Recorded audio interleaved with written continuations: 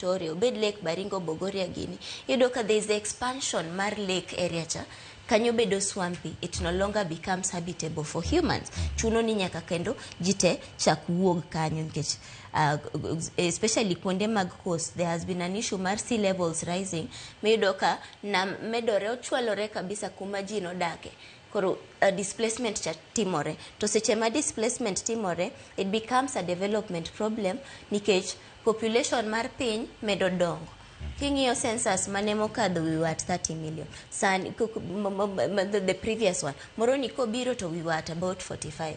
In another 10 years, that number will have risen so much. To population ni wadwa settle gi kanyin ka kuonde monego bedni gi settle, climate change osetimre makoro it's either that place is too dry for human habitation or it's too wet koro bedo swamp maonge dhano kuma nyadake.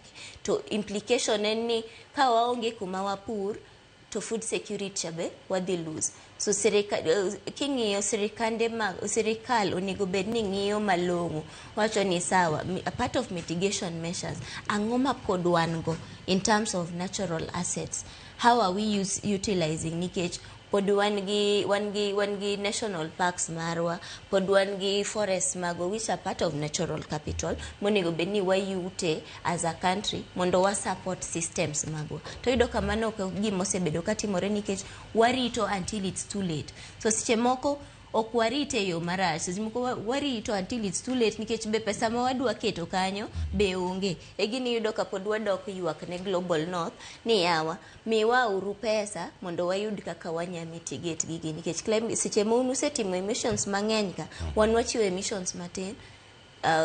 Effects ma climate change to wawinjo mulo at least ungi systems useketo ni kapo ni area ni obet kama you can always run to this safe place. Want to manopod waonge godo. So kanye ma challenge ni biro ni political parties. Kanye ma challenge biro ni government organizations, CSOs, NGOs, INGOs te mondo jione ni kanye ere kaka wanyariure mondo displacement gi watem reduce kata watem ni wanya mitigate factors mabiro as a result of climate change. Kamano wawinju karango ka ugolo twak prono kotenore kod gik madhi mbele sani kech ka en daro ji sani PS Dr. Raymond Omolo ntiere Budalangi sani ang'eni jonyando ka bende uchiegni chak pog chiemo jonyalenda donga alwora ma kapuothe kaunti ma Kisumu midhiero gi bende kadhe Nyatike kone mopogore opogore oganda nigi midhiero mopogore opogore kama gintiere wawinjo karango kulose. United Green Movement mago gik ma watimo ga continuously. We do not wait and react mondo ka gimoro setimre kidhi Kisumo Karkoroe kacha yudo ka every other time there are always programs maran jing'iyo ni sanito koth dhi chwe adieri inti nyagoli ka jokano mantie kanyo ipenjo Koroe kacha tibong'isi ni kato UGM ematiega idonjo Homa Bay kacha igina wacho ni kuonde mane ordinarily asal areas ne yot ng'eyo tinde to yudo ka it was a very strange thing kiwacho ni Kaluo ne yudo relief food. Tido ka sani Kaluo michako go kichako chiu relief food. So it is an initiative mine ongoing. UGM osebedo ka time to kwa time just within Kenya. We even try to push for initiatives outside the country. Yeah. Erukamana enya. Eunice, akele tu akarkae. Omenda mimanyo ni.